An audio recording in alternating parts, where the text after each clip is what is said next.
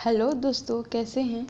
मैं आपको इस वीडियो में public ad related question answer के बारे में बताऊंगी जो बीपीएससी इंटरव्यू में आपके लिए हेल्पफुल होगा। क्योंकि एग्ज़ाम जो इंटरव्यू होता है वो आपसे जो क्वेश्चन पूछा जाता है वो आपको जवाब काफ़ी सिंपल रूप में देना होता है और शॉर्ट में देना होता है। इस हिसाब से कुछ क्वेश्चन हैं जो मैं आपको उपलब्ध कराऊंगी। ये पहली वीडियो है, ऐसे ही आगे भी उपलब्ध कराया जाएगा। चलिए शुरू करते हैं। जैसे पहला क्वेश्चन देख रहे हैं कि नौकरशाह, लोक सेवक, जन सेवक के बीच अंतर बताएं। तो इसको हम आंसर देखेंगे कि जैसे कि आप देख रहे हैं कि जो उच्चाधिकारी होते हैं, लोक प्रशासन में उच्चाधिकारी को नौकरशाह कहा जाता है, जबकि आपको बोलना होगा यही सिंपल रूप में।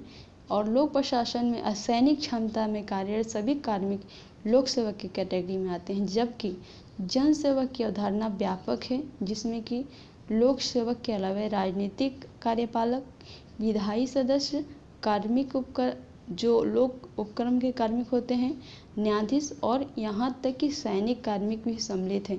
तो आप इस तरह से जवाब देंगे। चलिए दूसरा क्वेश्चन देखते हैं।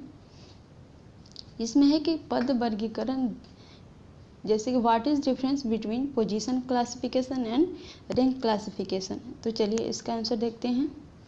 तो जैसे कि पोजीशन क्लासिफिकेशन के बारे में बताया गया है कि यह अमेरिका आदि में प्रचलित है, जिसमें पद के अनुसार कार्मिकों को श्रृंखलाबद्ध व वेतन आदि दिया जाता है, जबकि जो रैंक क्लासिफिकेशन होता है भारत आदि देशों में प्रचलित है, जिसमें कि व्यक्ति दर्जा या रैंक के अनुसार कार्मिकों को श्रृंखलाबद्ध व वेतन आदि प्रदान किया जाता है। तो ये आप इतना आंसर आप बोलेंगे इस संदर्भ में जो क्वेश्चन पूछा गया है।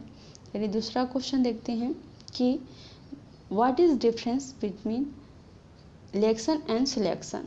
तो हम लोग अक्सर कंफ्यूज हो जाते हैं, तो आपको सिंपल रूप में ये बताना होगा, आंसर देना होगा। जैसे कि जो इलेक्शन होता है, इलेक्शन निर्वाचन और चयन व्यक्ति को प्राप्त करने की एक किसी भी व्यक्ति का चुनाव करने की एक तरीका है, विधि है, जिसमें निर्वाचन में प्रथम पक्ष अर्थात जनता के द्वारा इच्छा अनुसार व्यक्ति को प्राप्त किया जाता है। जैसे कि हमारे जो विधायक हैं, सांसद चुने जाते हैं, जबकि जो चयन होता है अर्थात जो सिलेक्शन होता है वो सरकार द्वारा आवश्यकता अनुसार व्यक्तियों को प्राप्त किया जाता है। अर्थात जैसे कि कोई वैकेंसी आती है जो भी प्रशासनिक तौर पे या फिर किसी भी क्षेत्र में, तो वैकेंसी आती है, उसको एग्ज़ाम देते हैं, उसके बाद सिलेक्शन किया जाता है। तो ये अंतर होता है, तो इसको आप बता सकते हैं। इसके साथ ही आपको ये क्वेश्चन देख रहे हैं कि ब्यूरोक्रेट व टेक्नोक्रेट कौन हैं, उदाहरण स्वरूप आप दें।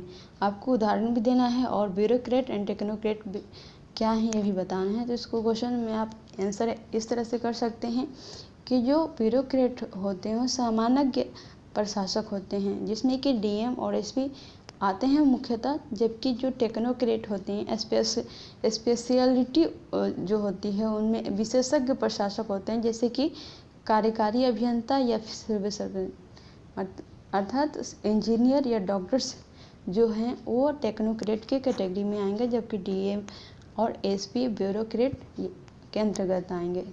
तो ये हो गया क्वेश्चन। अब दूसरा देखते हैं, खाकी पर खादी का प्रभुत्व से क्या समझते हैं। तो आपको ये बताना है कि जो खादी, पहले ये बताएंगे खादी और खाकी क्या समझते हैं और उसके प्रभुत्व से आप क्या समझते हैं। तो चलिए देखते हैं। तो यहाँ पे देख रहे हैं कि खादी शब्द राजनेताओं, मंत्रियों और राजनीतिक कार्यपालिका के लिए प्रयोग किया जाता है, और जबकि जो खाकी शब्द है वो पुलिस स्थायी कार्यपालिका के लिए प्रयुक्त होता है, जिसमें कि राज और प्रभुत्व, जो यहाँ पे आपको क्वेश्चन दिखाया गया था कि प्रभुत्व से आप क्या समझते हैं। तो यहाँ पे आपको बताना होगा कि प्रभुत्व से तात्पर्य है कि राजनेता पुलिस पर अपनी नियंत्रण को खोना नहीं चाहते हैं और वे पुलिस को अपने राजनीतिक हित के लिए प्रयोग करते हैं। यही प्रभुत्व है, खाकी पे खादी का प्रभुत्व। ठीक है दोस्तों, आज के लिए इतना ही। Thank you so much.